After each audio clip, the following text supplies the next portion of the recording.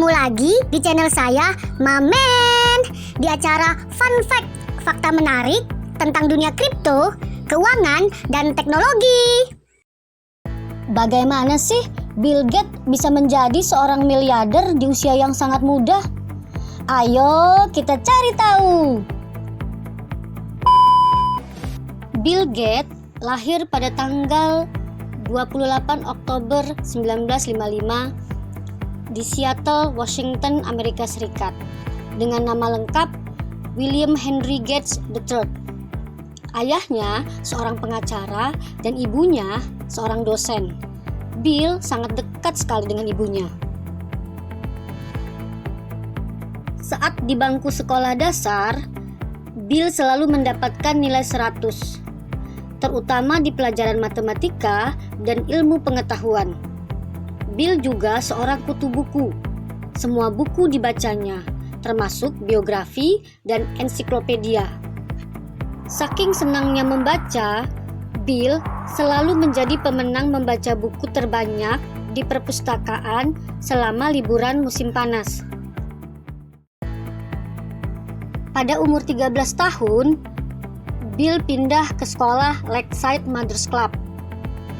Di sanalah Bill pertama kali menyentuh komputer dan jatuh cinta terhadap komputer, dan mempelajari cara kerjanya dan membaca buku-buku tentang komputer.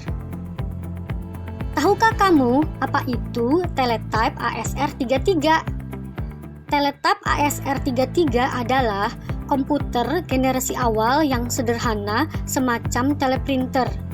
Komputer ini yang dihubungkan melalui kabel telepon dengan komputer DEC PDP-10 milik General Electric dengan jarak puluhan kilometer.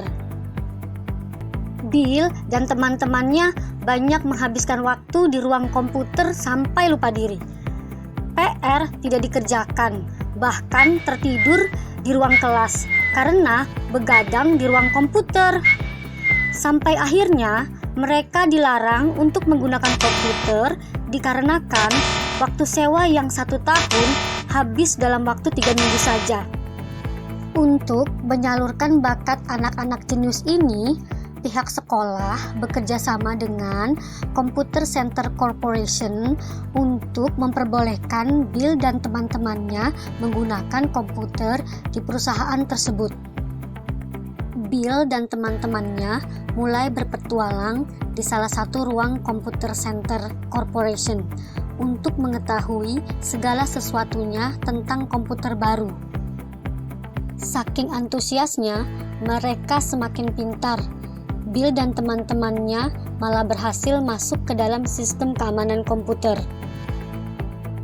Karena kecerdasannya di bidang matematika aljabar, Bill disarankan oleh guru matematikanya untuk kursus matematika simbolik di Universitas Washington, dan di sana dia bertemu kembali dengan Paul Allen. Keberhasilan Bill dan teman-temannya masuk ke dalam sistem keamanan Computer Center Corporation membuat nama mereka harum di kalangan programmer. Oleh karena itu, mereka mendapat kesempatan dari Information Science Inc. atau ISI untuk menciptakan program penggajian perusahaan tersebut. Bill meminta royalti dari semua program yang mereka buat. Ketika persetujuan ditandatangani, Bill dan Paul membentuk perusahaan di bidang software komputer sendiri dengan nama Trevo Data. Pada waktu itu, usia Bill baru 16 tahun dan Paul 18 tahun. Trevo Data juga membuat komputer mini yang bisa mengatur dan mengukur alur lalu lintas. TRW membutuhkan programmer untuk menyusun program komputer alur listrik bendungan Pacific Northwest di Vancouver, Kanada, dan tidak ada satupun yang bisa membuat program tersebut kecuali Bill dan Paul. Mereka bekerja di sana dan mengambil cuti selama 6 bulan. Setelah selesai bekerja di TRW, Bill fokus untuk menyelesaikan sekolahnya dan Paul fokus untuk menyelesaikan kuliahnya, dan Trevo Data bubar. Pada tahun 1973, Bill lulus sekolah dengan nilai hampir sempurna. dan kuliah di Harvard, ambil jurusan matematika dan hukum. Bill tetap berkomunikasi dengan Paul walaupun beda kampus. Dan Paul selalu membujuk Bill untuk membangkitkan bisnis mereka dengan serius secepat mungkin. Tapi Bill menolaknya karena tidak mau sambil kuliah, tunggu lulus terlebih dahulu. Desember 1974, Paul melihat sesuatu yang akan mengubah hidup Bill dan dirinya. Paul melihat komputer Altair 8800 dijual di majalah populer elektronik.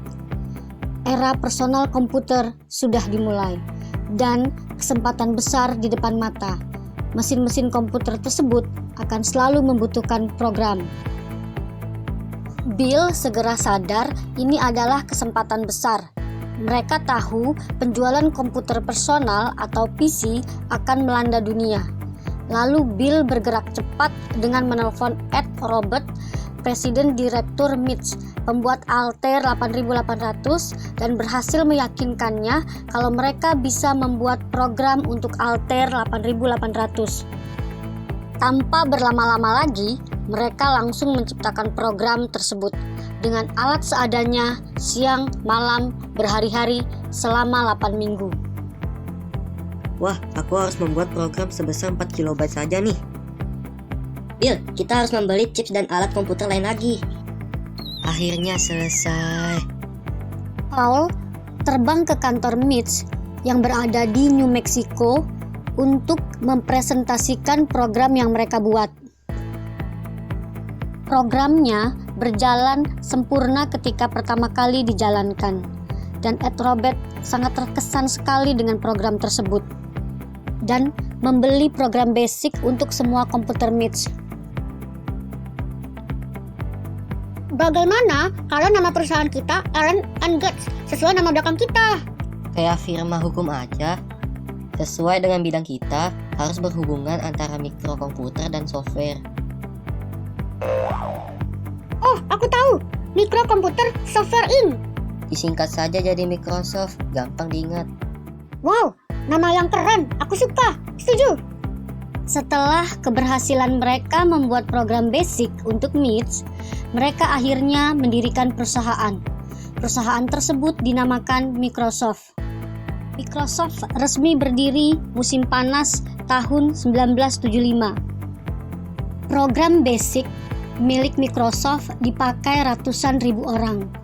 IBM, perusahaan pembuat komputer terbesar dunia, sangat terkesan terhadap program tersebut dan bekerja sama dengan Microsoft untuk membuat sistem operasi komputer khusus IBM. Tapi hak cipta dari sistem komputer tersebut dimiliki oleh Microsoft, sehingga bisa dijual kepada siapapun. Komputer IBM diluncurkan ke seluruh dunia dengan program Microsoft DOS sebagai sistem operasinya. Demamnya melanda dunia sehingga terjual jutaan unit.